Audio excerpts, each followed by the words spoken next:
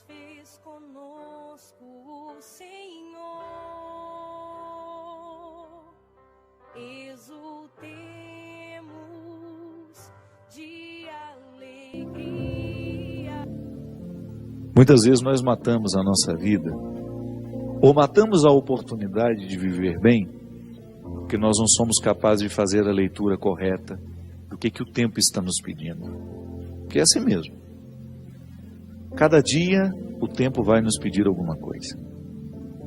E é esse olhar atento que vai dando a gente essa condição, essa clareza de perceber o que de fato hoje grita pelo meu nome. O que de fato hoje chama por mim. Qual é a realidade hoje que é inadiável? Minha gente, às vezes nós somos tão negligentes na percepção disso, que às vezes nós desperdiçamos um mês, um ano, 10, 20, colocando o nosso empenho numa realidade que nem era para aquele momento. E é por isso que é tão interessante a gente desenvolver a habilidade de dizer não e de dizer sim. Porque essa é uma habilidade que só a maturidade nos traz. Que às vezes, porque somos imaturos, nós não sabemos nem dizer não. Não sabemos olhar as urgências do tempo. Então a gente vive para agradar o outro. Não. Antes de agradar o outro, você precisa perceber o que a vida está pedindo de você. Porque nem sempre aquilo que o outro, aquilo que você pode fazer para agradar o outro, está em consonância com aquilo que a vida está pedindo de você. Mesmo que para a gente crescer, nós temos que ter coragem de cortar muitas coisas. A Sagrada Escritura diz: tempo de matar, tempo de fazer nascer. Tudo depende da percepção aguçada que nós precisamos ter para olhar o momento presente e descobrir o que de fato merece o nosso empenho. Quantas vezes eu na minha vida me empenhei no lugar errado, na questão errada. E depois não tem como ser feliz. Não tem como eu descobrir um contentamento sabendo que o meu empenho não foi onde deveria ter me empenhado. Não há possibilidade de eu me sentir realizado, de sentir-me bem com as minhas escolhas. Porque o que vai fazer com que eu me sinta bem é olhar para o contexto das minhas escolhas e ficar confortável com aquilo que foi escolhido. É interessante porque, às vezes, a nossa maneira de viver nos priva até mesmo dessa percepção. Nós estamos muito estranhos a nós. Não é estranho com o outro, não. É estranho a nós mesmos. Estranhos a nós mesmos. A música fala, né, que às vezes nós ficamos sem alma. O corpo precisa de alma. Sim, eu preciso de sustento para a minha vida. Eu preciso de significar a minha matéria. Eu preciso colocar alma em tudo aquilo que sou eu. Até na casa onde eu moro. Eu sempre saio de casa, e agora eu fiquei 17 dias fora de casa, que eu emendei o evento que eu tive em Maringá, depois com a peregrinação, e da peregrinação já fui para o evento de Recife. Fiquei 17 dias sem pisar na minha casa. E a vida tem me ensinado que a casa não é um aglomerado de paredes. A casa é um sentimento que me ocorre. Não é só uma construção material, não. Quando eu entro dentro daquelas paredes que eu construí com o meu trabalho, ali eu identifico a alma que me sustenta. É um sentimento que me ocorre. Nós que voltamos da peregrinação agora, eu tenho certeza que todos experimentamos isso. Quando a gente abre a porta da casa, quando a gente entra, é um sentimento bom que nos ocorre. Isso é alma. É quando a matéria está plena de significados. É quando a gente começa a atribuir um significado que ultrapassa as paredes, os móveis, o telhado ou a laje, o jardim, o portão de entrada. É um sentimento que nos ocorre. E é interessante que a qualidade da nossa vida depende, está intimamente ligada à nossa capacidade de depositar alma nas coisas. Eu não estou falando dessa alma do significado mais profundo da nossa vida, dessa dimensão espiritual que me conecta com a eternidade. Não. Eu estou falando de tudo aquilo que vive e que faz sentido à matéria. Traz sentido àquilo que é material. Então a gente usa de maneira inadequada o termo alma.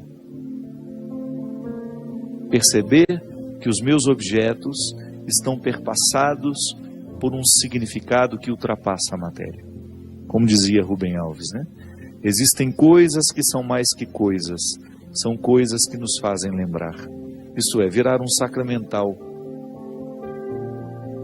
Da mesma maneira como eu trago uma lembrancinha da viagem, aquilo é para mim apenas um sacramental de alguma coisa que foi boa, que foi vivida, que foi experimentada, que me fez bem.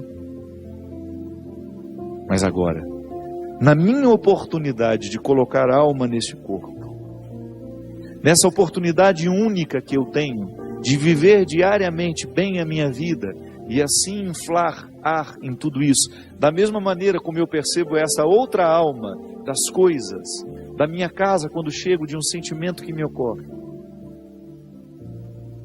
O viver bem, me trazendo a consciência de que hoje, quando eu observo as urgências da minha vida e me empenho nessas urgências, eu estou colocando alma no meu corpo. Ah, padre, essa visão separatista não combina com a teologia cristã. Eu sei, isso é só didática. Essa separação é apenas didática. Funciona tudo junto, corpo e alma estão, embora sejam realidades distintas, funcionam juntas. É unidade. Nós proclamamos a unidade de tudo isso.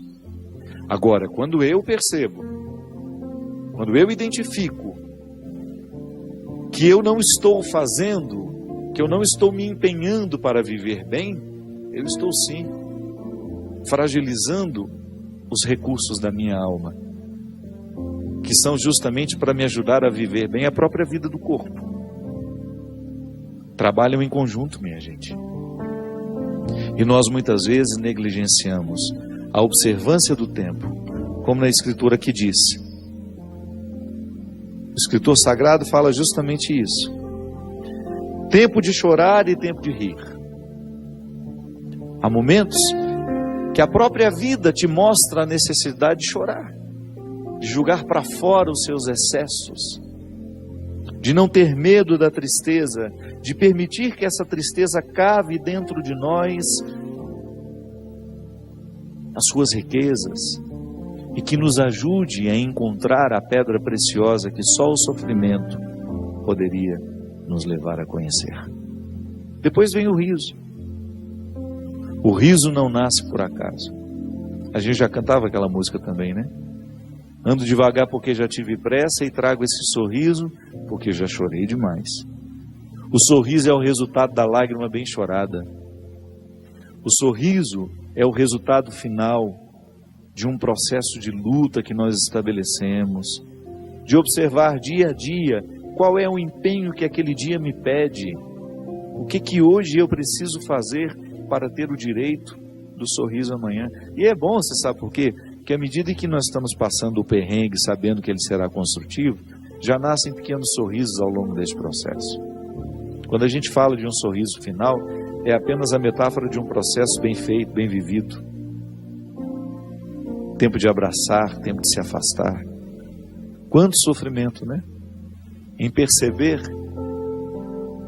o distanciamento como necessário ao crescimento do outro. É aquele filho que vai embora para estudar. Não dá para reter filhos.